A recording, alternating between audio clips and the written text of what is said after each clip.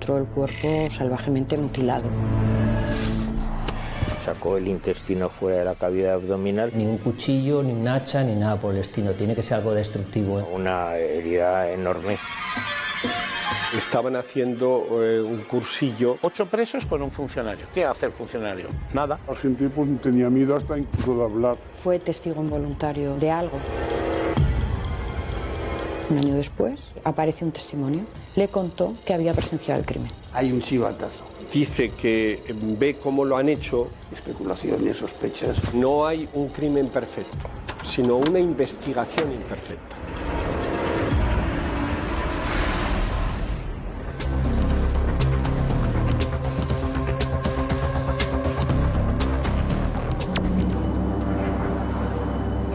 Sucedió en un lugar apartado, sin testigos. Como una persona muy amable y entregada a su profesión. La víctima, un guarda forestal que amaba a los animales. Me acuerdo de un detalle, que estaban criando un águila. Ese día los presos de la cárcel de Huesca estaban en la zona limpiando el monte. Tenía una trayectoria ascendente. La muerte es casi inmediata. ¿Pero tú crees que si van llenos de sangre, el funcionario no lo ve? Una persona es inocente hasta que se puede demostrar lo contrario.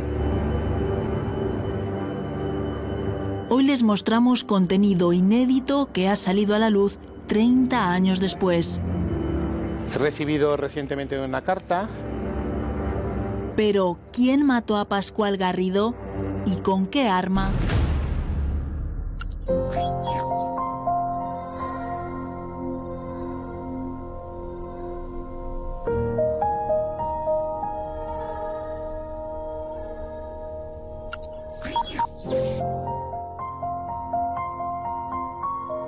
Bajo un compañero y es que el compañero el que se lo encontró allí.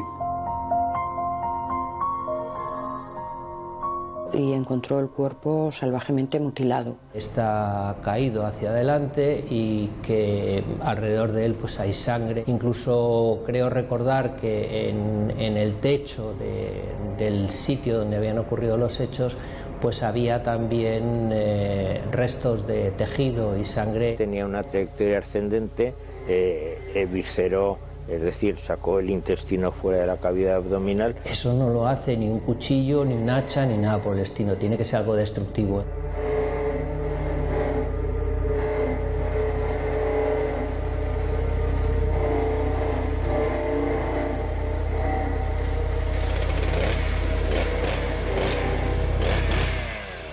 La víctima tenía unas lesiones, como es obvio, incompatibles con la vida, que afectaba a los vasos ilíacos de la extremidad, quiero recordar que era izquierda. Hablo de la descripción de la autopsia, naturalmente. Era una herida enorme, vamos. Ese instrumento tremendamente lesivo había cortado tejido óseo, dejando una separación casi de centímetro y medio, casi 2 centímetros. Con lo cual pues se produjo una exsanguinación en muy poco tiempo. Las lesiones que él tenía eran compatibles con que se les hubieran producido con una motosierra. Esa motosierra debió enganchar uno de sus dientes en el cinturón era un cinturón de metal, y debió enganchar ahí la motosierra, y como la motosierra gira hacia abajo para no salpicar al que está trabajando con ella, pues lo que hizo fue irse hacia adentro. Las lesiones que tenía eran tan graves y afectaban a zonas tan vitales, porque afectaban a las zonas de la ingle, pues ahí hay una arteria muy grande que lógicamente al seccionarse la muerte es casi inmediata. No hubiera tenido posibilidades, ni aun habiendo ahí un médico, de haberle prestado asistencia médica.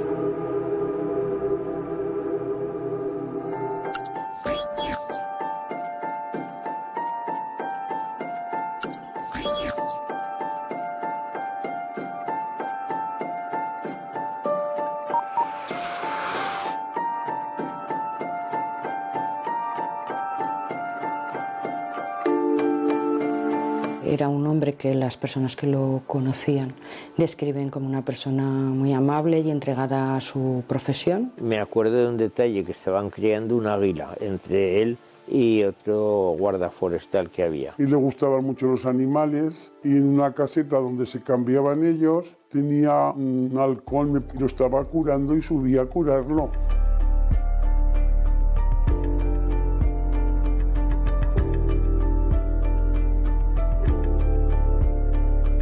Yo estuve en su entierro, claro, porque por arropar un poco a la mujer, aunque casi no hablamos con ella porque estaba muy mal, muy mal.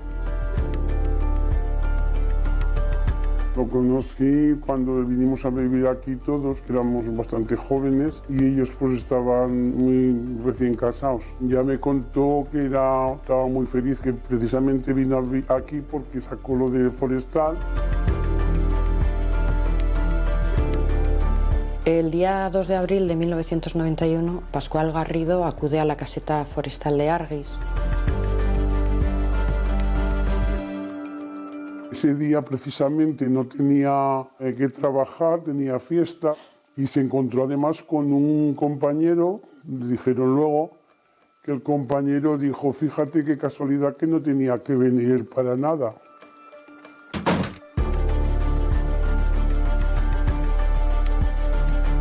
Y fue y le pasó lo que le pasó. La gente pues tenía miedo hasta incluso de hablar.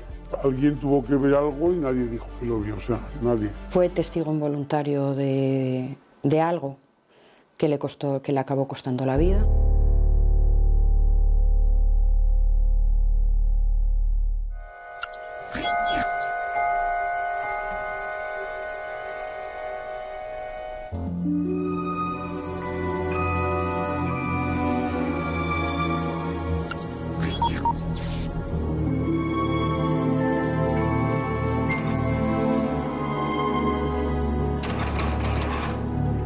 Sí, los presos estaban allí porque estaban haciendo un cursillo de prevención de incendios. Labores forestales y que determinados presos, por las circunstancias que fueren, acudían allí acompañados de un monitor.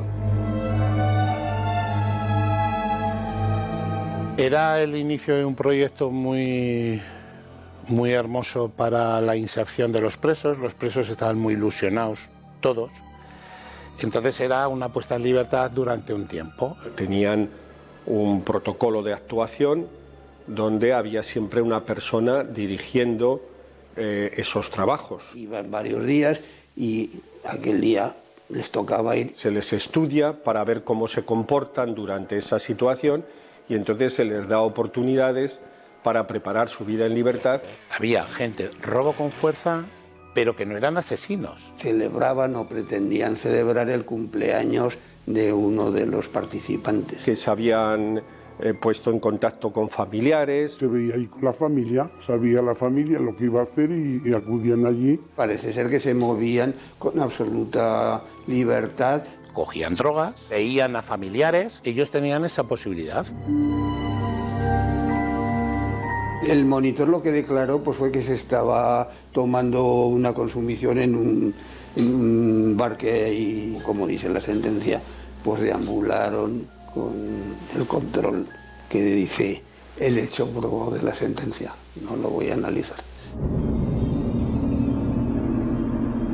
El monitor, el funcionario, le daba esa herramienta porque había una plena confianza en ellos. Si no, no se lo hubieran dado. Motosierras, desbrozadoras, cuchillos, armas que pueden producir daño. Pero si estaban a punto de salir en libertad, en un tercer grado, y había esa confianza por parte del monitor, del funcionario. Estaba él a lo suyo y que debía tener confianza en sus discípulos o alumnos, o como los queramos llamar, o a lo mejor pues, debía haber habido más de un monitor. Abusó de esa confianza hacia los presos, precisamente por la confianza que tenía en ellos. Si él hubiese sentido algún tipo de amenaza o hubiese visto en los días anteriores algo raro, en vez de un funcionario hubieran ido 3 y hubiera ido un guardia civil, pero no fue así. 8 presos con un funcionario. ¿Qué hace el funcionario? Nada, simplemente estar.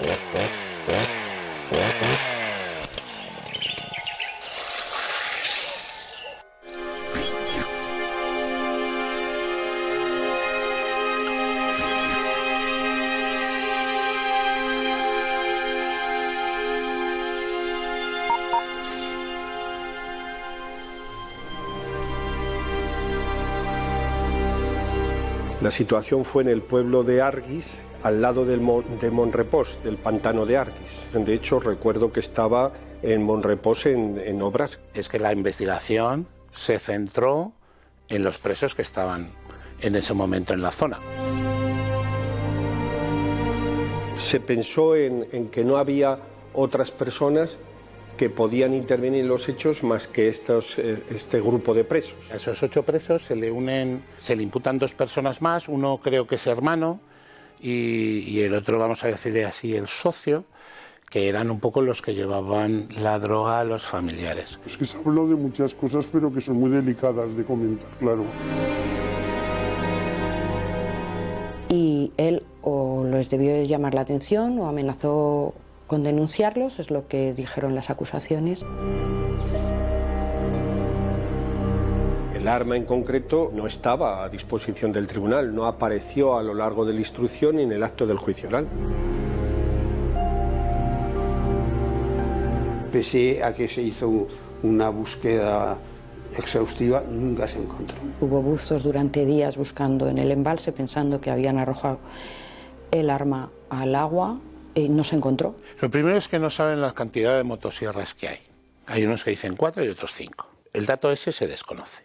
Si son 4 motosierras o son 5. Pudo ocurrir que la tiraran al pantano, se hubiera podido encontrar allí, o que alguien la hiciera desaparecer del lugar. ¿Quién? Los procesados o... Claro, habría que... ¿Esa motosierra de quién era?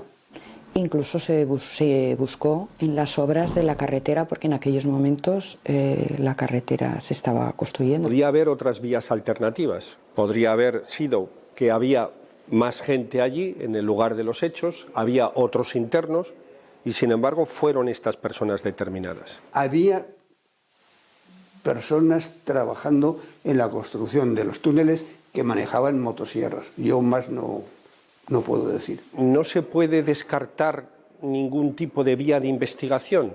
¿Coincidieron temporal? Pues no lo sé.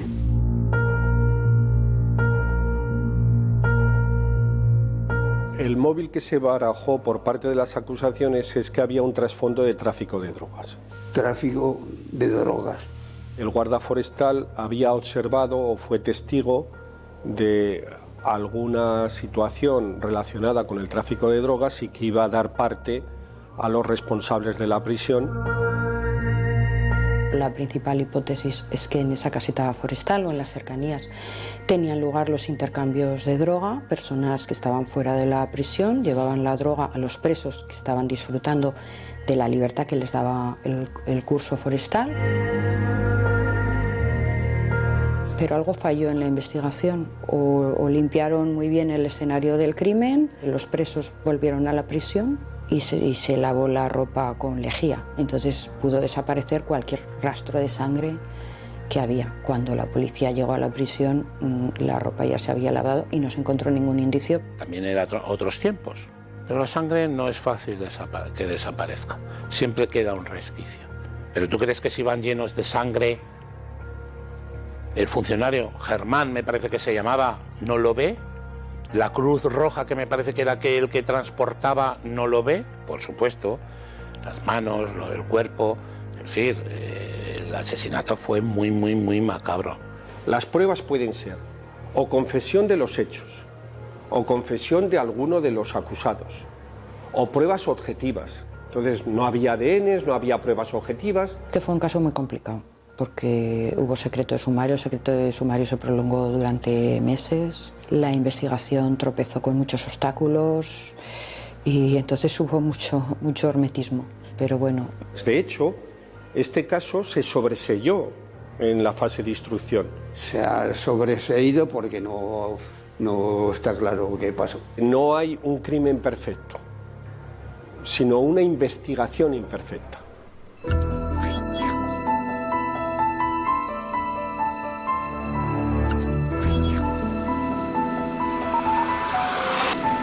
Un año después aparece un testimonio que dice que su compañero de celda, que era uno de los presos que habían estado en Arguis, le contó que había presenciado el crimen. Hay un chivatazo.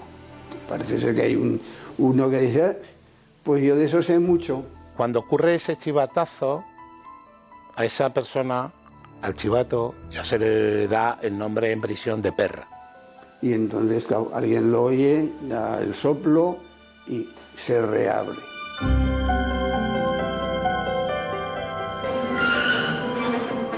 Le contó que desde un coche, desde el aparcamiento de un bar de Argüelles, él había presenciado como 2 de los reclusos sujetaban a Pascual Garrido y otro lo asesinaba con la motosierra. Esta persona fue investigada, se le decretó la prisión, que es el otro de los presos. Permítanme que no pueda decir el apellido por razones de datos personales. Esta persona incurrió en contradicciones. Eso que dijo que le había visto pudo responder a un afán de notoriedad. Se incurrió en muchas contradicciones.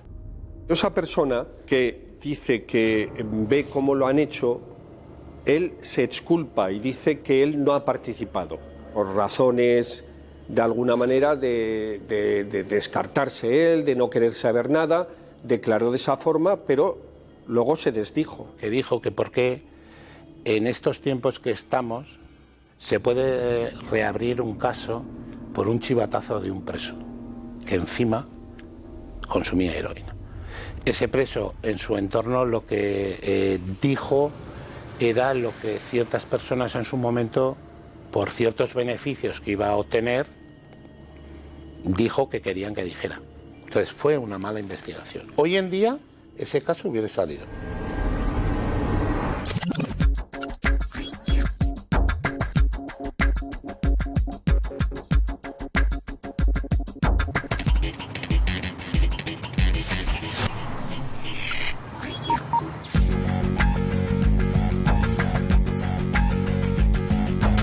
En el juicio creo que fue a lo largo, en los primeros días del mes de abril de 1995. En el banquillo se sentaron 6 personas, 4 eran presos, el grupo era de 8, se procesó y se acusó a 4 de ellos y 2 eran el hermano de uno de los presos y un amigo que habían ido ese día a visitarlo. A estos se les consideró cooperadores necesarios del crimen porque se consideraba que ellos habían sido quienes se habían deshecho del arma. Fue un juicio duro, muy duro. Lo recordaré toda mi vida profesional. Es uno de los juicios más intensos que yo he vivido, porque eran muchos los acusados, eran muchos los abogados, algunos de los abogados eran muy agresivos verbalmente, es decir, son muy incisivos. De hecho, 30 años después o 30 y tantos años después lo recuerdo bastante bien y sobre todo recuerdo la intensidad del juicio. Sí que fue muy intenso. Cuando a tu cliente le piden 30 años, pues la verdad es que tienes que estar pendiente de todo. Lo cierto es que en el juicio no había pruebas para someter a estas personas a una condena. Los acusados en todo momento negaron su participación y recuerdo la vehemencia con que uno de ellos, no recuerdo cuál, dijo: es que nosotros somos delincuentes pero no somos asesinos. La acusación la que tiene que demostrar que tal acusado ha realizado esto y esto. Estaban varios haciendo cosas, pero claro, no se sabe qué hicieron todos, si fue acometido, tal como dice la sentencia, por uno o por los 6. Parecía que el fallecido había estado sujetado por la mano derecha y por el cuello. Las lesiones que vimos, que eran superficiales, no eran muy importantes, estaban todas en el hemicuerpo izquierdo. Incluso la ropa que tenía estaba rota en el lado izquierdo. Por eso pensamos que él, su mano derecha, que era lo habitual, es que te defiendas con las dos, o si eres diestro aún más con la derecha, pues él eso no lo había hecho. Que uno lo sujetó, que otro le rajó, que otro le cogió por los brazos, que el otro le cogió por las piernas. Suponemos que la mano derecha está bloqueada, sujeta de alguna manera, y además, como tiene unas lesiones en el cuello, pues está sujeto por el cuello. Necesitábamos saber la data de la muerte del guarda forestal, el momento de la muerte. Según qué momento hubiera ocurrido, los presos no habían tenido tiempo de llegar desde el centro penitenciario hasta Argüís. Cuando los presos llegaron a Argüís, al pantano, ya se había producido la muerte, es decir, el guarda forestal ya había muerto, con lo cual no era posible que los presos participasen en este hecho delictivo.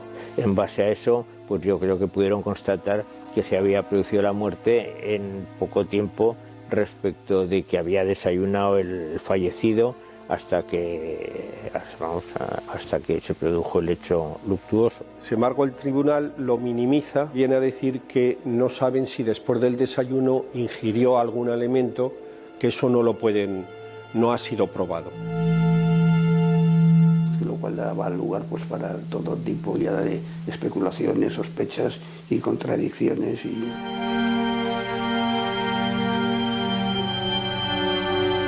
Había varias claves, una de ellas la de la caseta, a mí me lo preguntan y digo que es imposible. La caseta también, tenga en cuenta que como teóricamente tenían que estar vigilados por un monitor y se sabía cuál era el circuito de trabajo, nosotros necesitábamos saber en qué sitio se había producido.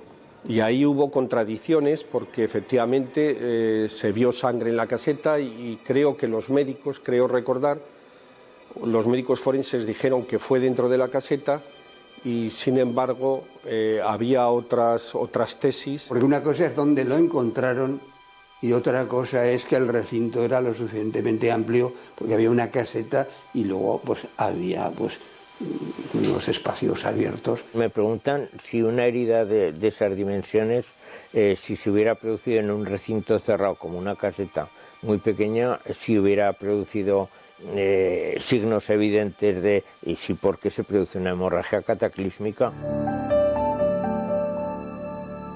Y el lunes termina el juicio con los informes, la última palabra que se concede a los acusados.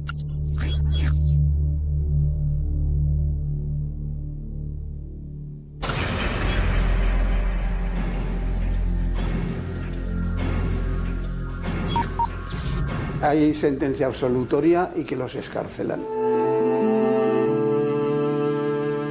En el fallo determinan que el preso que dijo haber presenciado como dos lo sujetaban y otro lo mató, desde el lugar donde dijo que lo había visto, no lo podía haber visto. No nos han permitido llegar en conciencia, las pruebas que nos han aportado las acusaciones, a un estado de certeza moral sobre la efectiva participación de los acusados en los hechos incriminados. No tenían el convencimiento de que pudieran haber sido los hechos tal como se relataban por las acusaciones. Que la sombra de la duda, tras intensas deliberaciones, no ha dejado de planear sobre el ánimo de la sala. Fueron absueltos tanto por el asesinato como por el tráfico, porque finalmente no se pudo demostrar que allí se estaba traficando con drogas.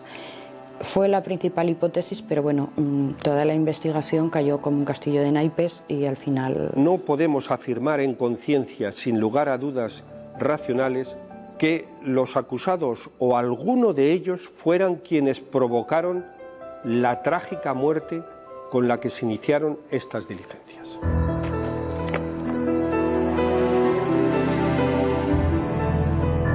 Estuvieron horas deliberando. Tenían una vehemente sospecha de que las cosas ocurrieron como decían las acusaciones, o sea que fueron los presos, el móvil fue la droga, pero no había pruebas que permitieran certificarlo. La prueba rotunda, la prueba sólida. Sin pruebas sólidas no se puede condenar. No tienes certeza, hay que absolver.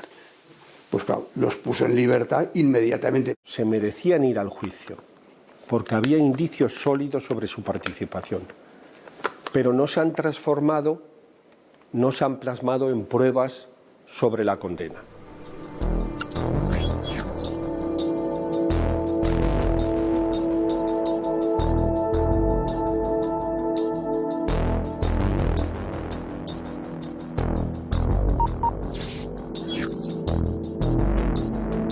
He recibido recientemente una carta contándome un poco lo que se decía en prisión. La carta es de un preso En su momento estuvo en Huesca y sigue preso. La carta dice que los presos fueron perjudicados, que en ningún momento fueron culpables, que no habían tenido nada que ver, que sí fue un asunto de drogas, nada con los 8 presos. Todo apuntaba, según los presos, a gente muy cercana a él. Y por dinero. Y se les fue de la mano. Pero al lado estaban los presos. Quiero decir...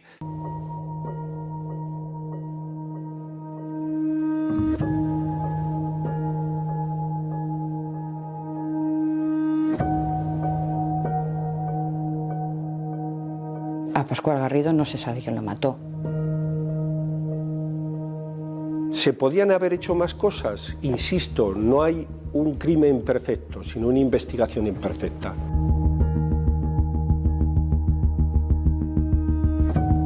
Cuando se tienen un poco más indicios, pero que no se encuentran hechos que van más allá de una duda razonable, pues no se puede condenar a una persona.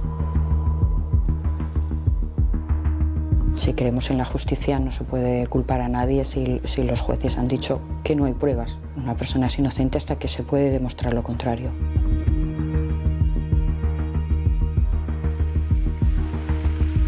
Hay que ser muy serios en este sentido. Si hay una sentencia absolutoria, hay que respetarla la consecuencia.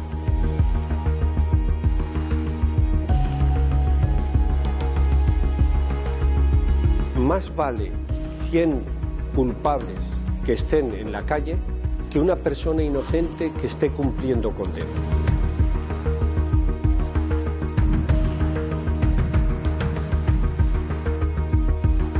Quizá con los medios que hay ahora hubiera sido diferente a la hora de encontrar, no sé si restos de sangre o... Con las técnicas que hay ahora a lo mejor era distinto, es que han pasado 3 décadas. Es muy triste que este crimen quedara impune, que nunca vaya a pagar nadie por este crimen. Dicen que no existe el crimen perfecto, sino una investigación fallida, y yo creo que es lo que ocurrió en este caso.